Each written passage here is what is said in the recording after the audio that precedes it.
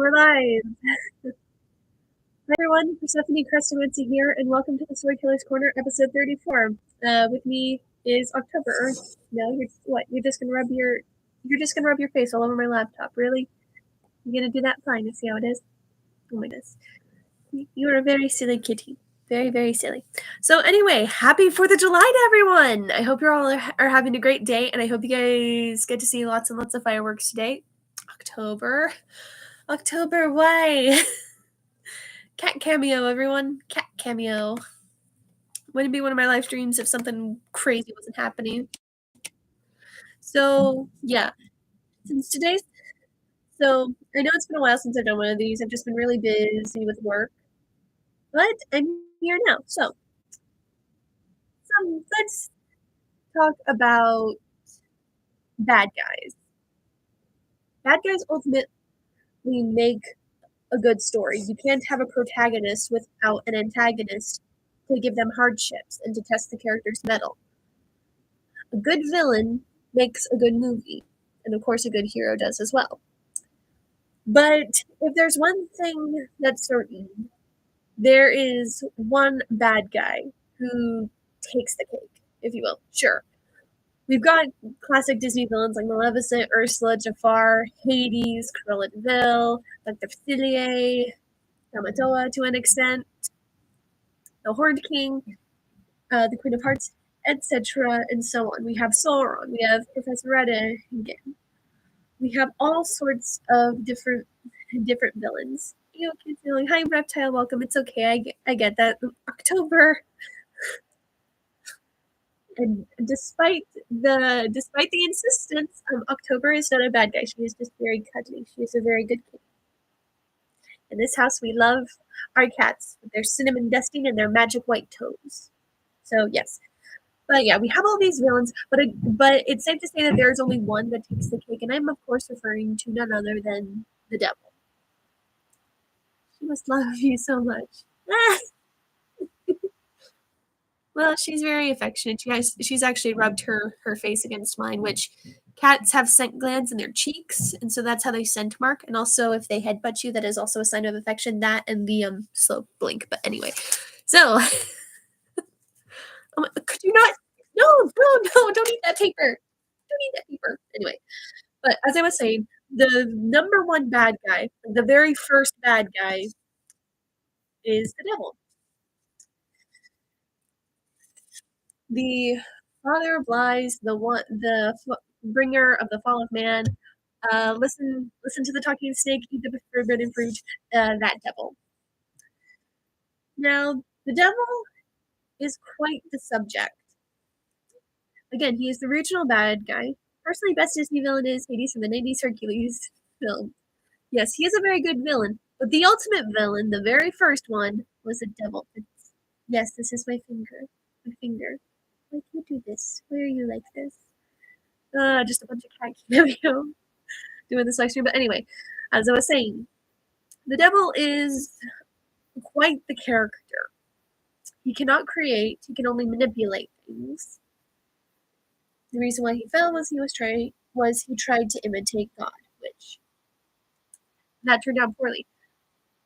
In the form of stories, the devil is often made quite an appearance in various stories and works of media.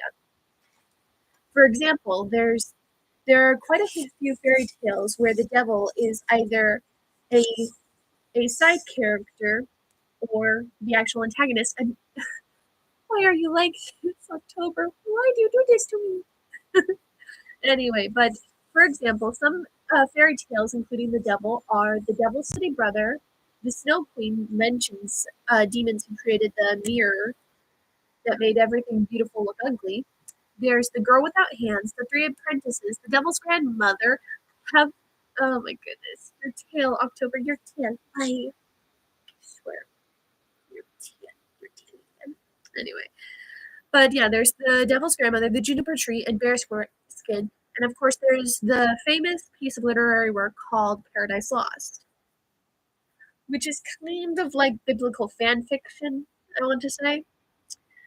And there's more than one interpretation of the devil. as he is also portrayed in various forms of media like in shows and movies. For example, in some forms, if you could stop trying to devour my list, please, I'd consider that a favor, October. But in some cases, he's depicted as a very tall, intimidating, monstrous figure. Sometimes he is a sort of comedically designed character who maintains his regal aura, but still, you know, feels the occasional punches, and will also throw the occasional punch. Like sort of comedic, but intimidating. So kind of like in Cuphead and Mugman.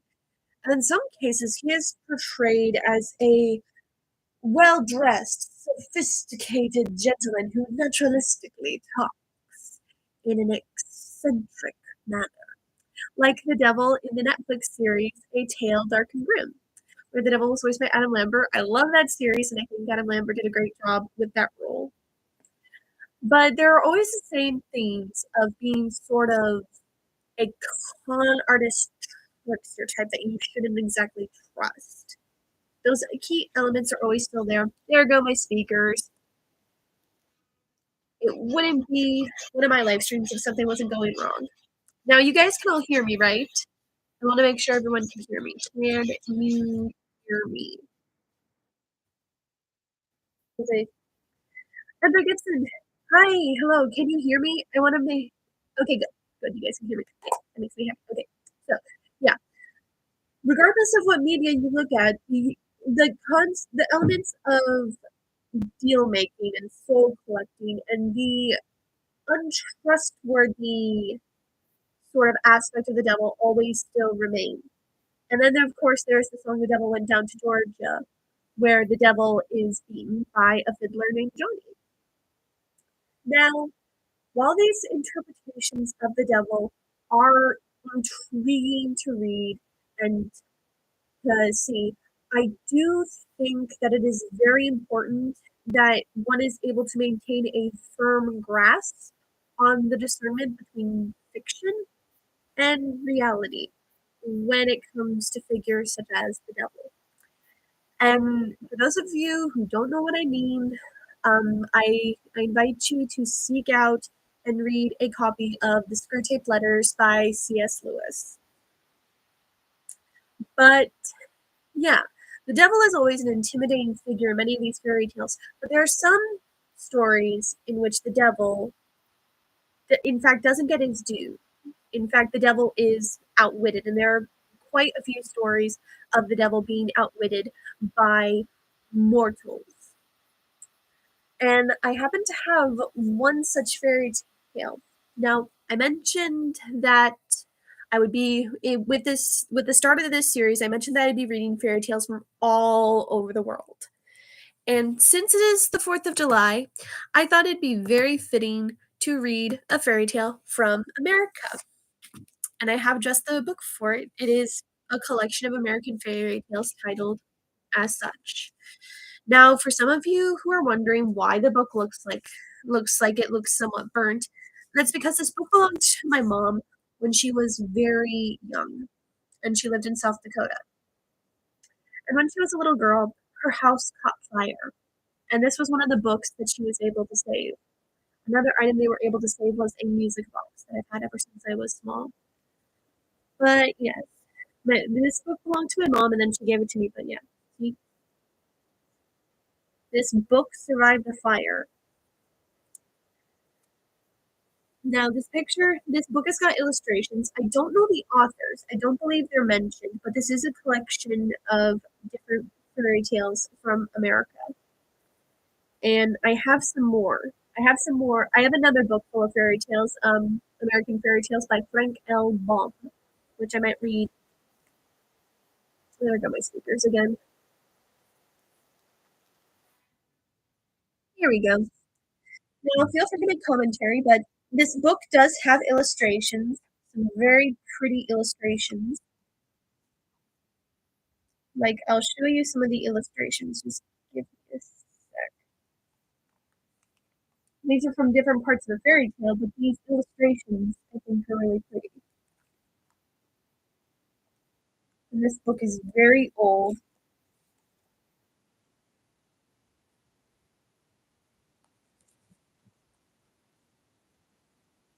I'll show you one more illustration, then after this song I'll read the story, but yes, the story that I'm going to be reading you, The Head Devil in Texas, is one of those stories that falls under the same category of what happens when the devil is outwitted. Much like another story, which is called The Devil and Marvin Webster.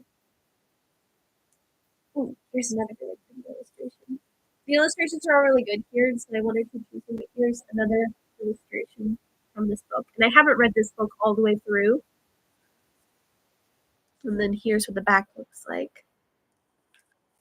It says superb illustrations accompany this most unique collection of some of the most fascinating folk tales of North America, selected from a wide variety of sources. So, yeah. I hope you guys enjoy this story. My mom read this to me once, and I certainly enjoyed it. But yeah, this is what happens when the devil. You've heard of the devil goes down to Georgia. Well, this is the devil going to Texas.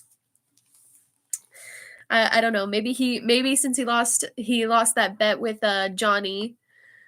He just decided to go to Texas. Anyway, poor joke. I apologize. Very very flat joke. So yeah, let's dive right into it. Thing of tea for me. All right, so The Head Devil in Texas. The Head Devil in Texas. Devils in hell were piling logs on the fire till thick smoke curled upwards. "Don't be stingy with the wood," shouted Sakumpak, the ruler of hell himself. "Let's make sure our three newcomers won't complain of cold." The devils kept on adding pitchy pine logs, while Sakumpak, dressed in his very best cloak, waited for the new additions. The manager of Hell's head office had examined the list the previous day and had discovered that a barber, a student, and a banker were on their way. Now someone was hammering on Hell's gates. Have a look who it is," Sakumpak ordered the gatekeeper. The gates opened wide to three penitent earth dwellers, the barber, the student, and the banker. They trembled with fear, their teeth chattering with horror. Someone else slipped into hell through the gates behind them, a man like an oak, which means big and sturdy. No one could say he looked scared. He wore a cowboy hat with a very wide rim, a check shirt and a belt, blue jeans, and high boots with jiggling spurs. In his hand he had a lasso which was circling over his head. He made straight for the heap of logs. He pushed aside the sweating devil who was toiling with a shovel by the smoldering ashes, spat into his hands, and in a jiffy, long flames were shooting up again, and thick steams were rising from the red-hot water drums on the fire. The head devil, Sakumpak, was frowning. "What a way to behave! Who does that worm of a fellow think he is? He doesn't even introduce himself. No one knows him. He's not on the list. He doesn't shake with fear or even show surprise. He makes straight for the shovel and behaves as if he had lived in hell from the day he was born." Sakumpak hissed with temper and banged his fork against the floor, rattling the chain, but in spite of all that din, the fellow in the wide-brimmed hat carried on as if he did not see or hear. So already you got this guy just marching into hell and proceeding to get to work. And just, acting like, he's been in hell all his life. He's a cowboy. I mean, judging by description, you can tell. Cowboy, but yeah. I love Sakumpak's just reaction, like, "What a way to behave!" That really was. But yeah, so in spite of all the din, the fellow in the wide-brimmed hat carried on as if he did not see or hear. That was really too much for Sakumpak. He jumped off his hell throne and tripped helter-skelter, his cloak entangled in the fork, towards the strange chap and his strange hat. He stormed at him. And feel free to make commentary as I read. I like reading your guys' comments as I read. It's very fun. I like making conversation with you guys. I need some more tea.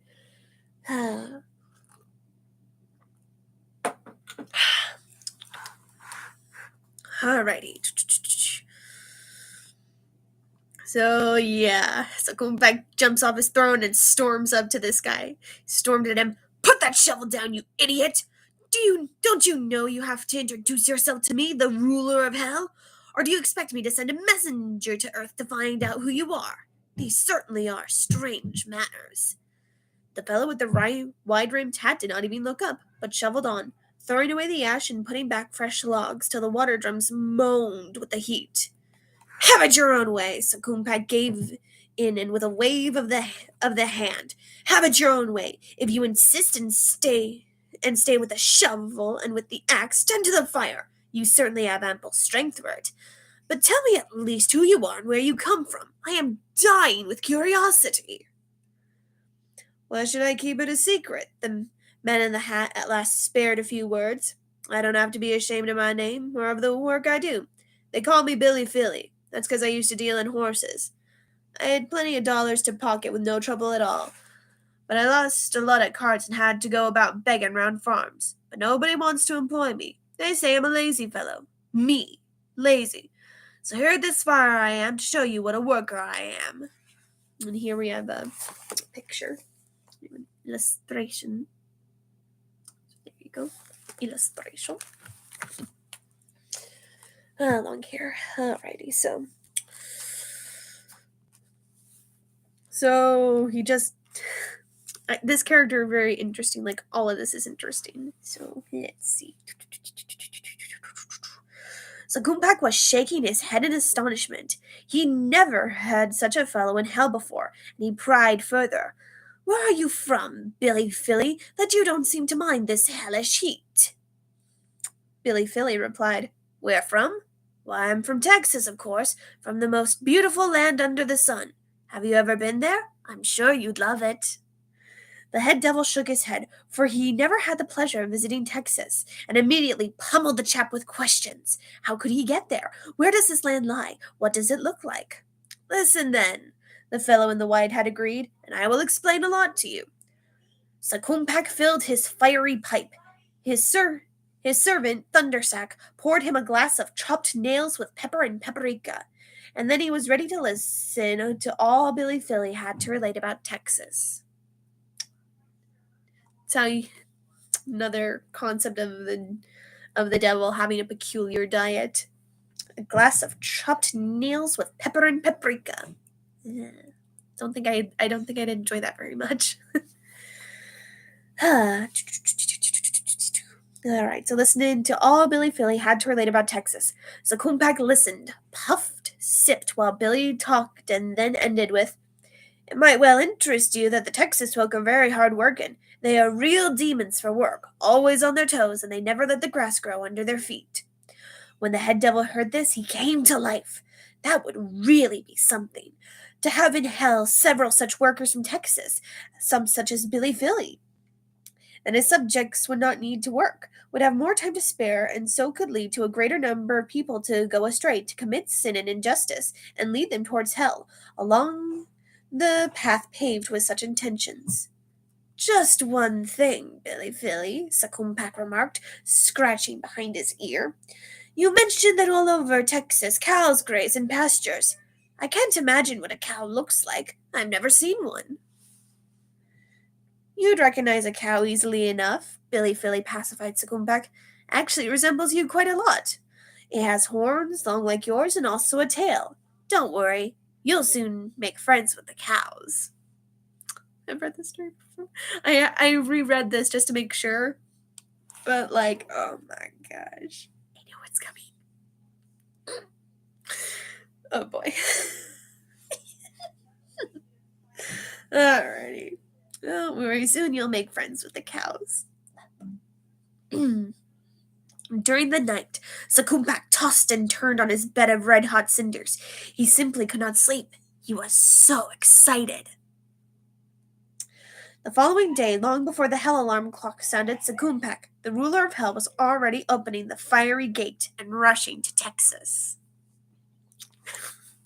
So eager. Here we got another picture.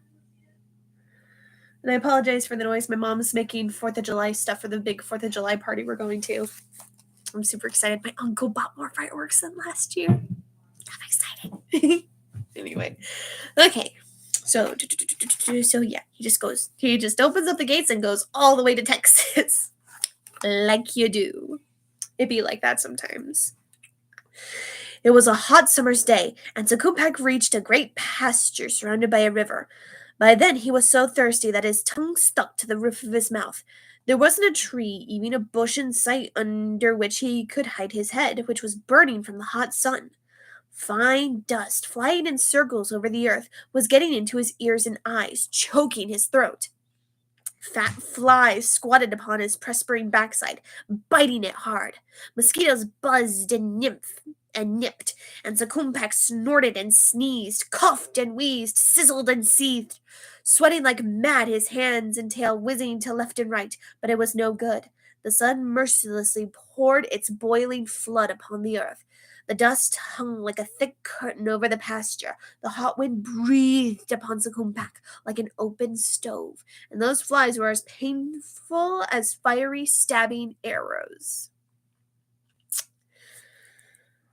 Let's see.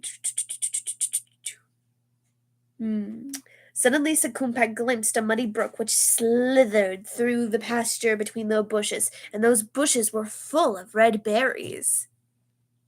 I am sure they must be raspberries that Billy Philly talked about, the head devil thought joyfully. He made a dash for the bushes, and soon had his cap filled with the beautiful fruit. He did not think twice, but stuffed them into his mouth and swallowed them so quick so not a single berry would drop out. Thunder and lightning! What is a mere mouthful of hellish cognac made of powdered nails in a pepper and paprika solution against this? His lips, his tongue, the roof of his mouth, and his gullet were aflame, and Sakumpak were writhing as if he were on fire. He had swallowed a handful of red-hot peppers. He rushed to the brook, immersed his whole head in the water, swallowing it, mud and all, plus the water spiders and other insects, but he could not put out the terrible fire in his mouth. Like you would think, like since he is so used to... Oh. Someone is sending emojis. Huh. It's kind of funny. Still, you would think because he is from hell, he'd be used to the heat. Because hell is very hot, sulfuric flames, fire and brimstone and all that, but apparently a hot sun is, you can't do it. Just swallowed a mouthful of hot chili peppers. I mean, honestly, that would probably be my reaction too. Like if I ended up swallowing that many chili peppers. I can stomach heat as much as the next person. I like a little kick in my food here and there, but if it is too spicy, then like I will not eat it. Case closed. It's just the way of it. So, yeah. Just drinks an entire lake and he can't put out the fire.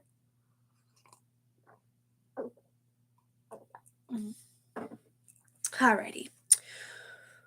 Towards the evening, Sakumpak had somewhat recovered. By then, there was nothing but mud left in the brook, and Sakumpak walked on. From a distance he heard the barking of dogs, but he went on and on till he came to a ranch. There he found some four-legged horned animals. He knew immediately these must be cows. A cowboy approached one of the creatures, and before she knew it was what, she was flat on the ground. So after eating a bunch of chili peppers and drinking a book, after finally in the evening, he eventually finds cows. How do you think this is going to turn out? Just be honest. How do you think this is going to turn out? He's just found some cows. Anyway.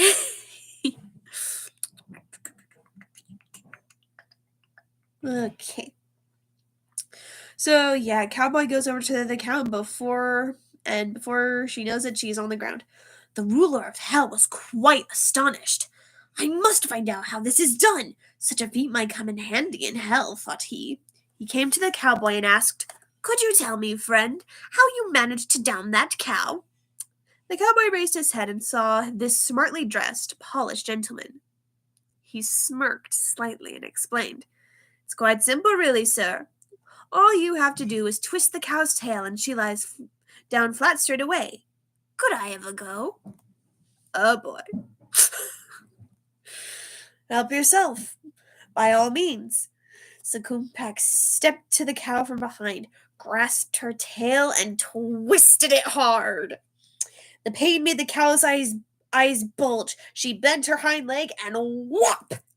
She kicked dear Sakumpak in his tummy. He yelled and crawled into the bushes.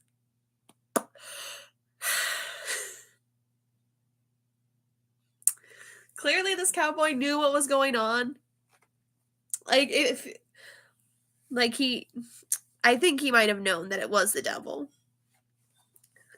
That's my theory anyway, but yeah, just twist him by the tail. So yeah. So Kumpak twists the devil's tail and then whap! Kicked in the stomach by a cow. I can only imagine how painful that is, and I don't envy him. So yeah, here's a picture of Sakumpak.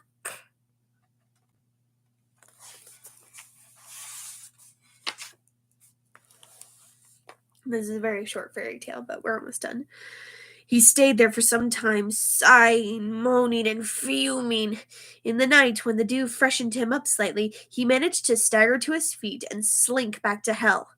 By the time he got there, the barber had chopped off all the devil's hair, and the student had taught them to read 5 letters, and the banker how to count up to 10.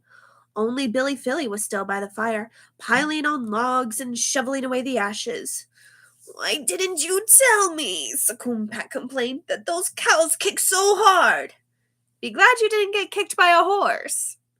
You would enjoy a horse's hoof so much that you wouldn't even be able to find your way back to hell from Texas." Billy laughed at Sakumpak, tossing such a beautifully pitchy log onto the fire that the whole of hell turned into a scented pine forest.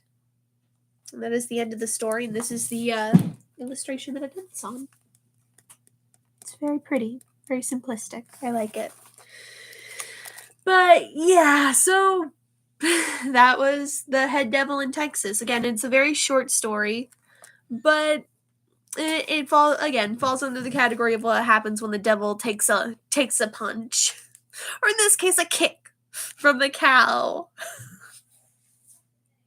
I think Billy Philly knew what he was doing when he mentioned the cows. I don't know though. It's a theory. It is definitely a theory, but very fun. So yeah, it's from the American Fairy Tales. I hope you enjoyed the story. I certainly enjoyed reading it. It's a very enjoyable story. Let me just get some music going. Outro. Hopefully next time we can have a conversation going, hopefully. I got more stories. I plan on reading some more fairy tales as soon as I get the chance.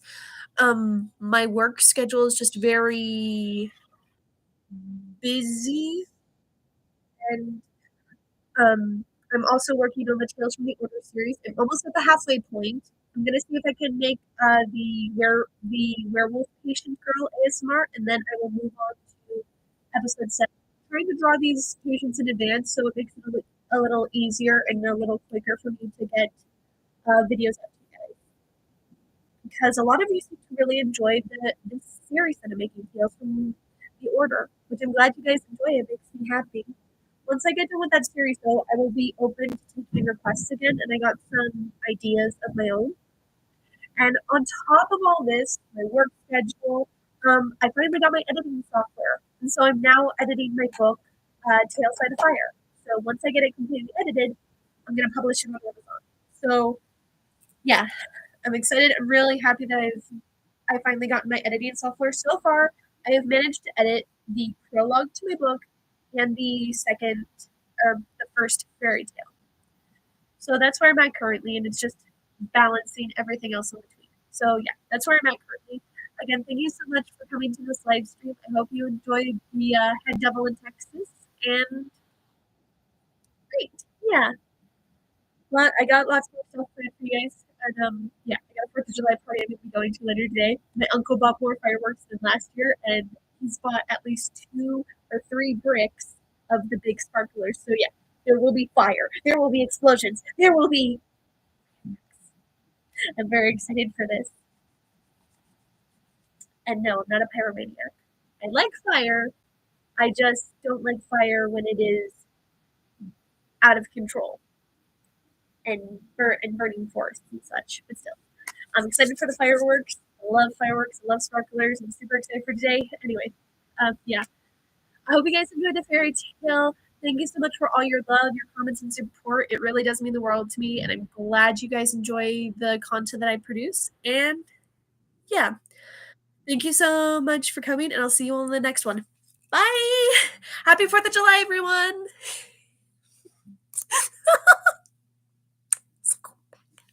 Friends with all the cows, he got kicked in the stomach.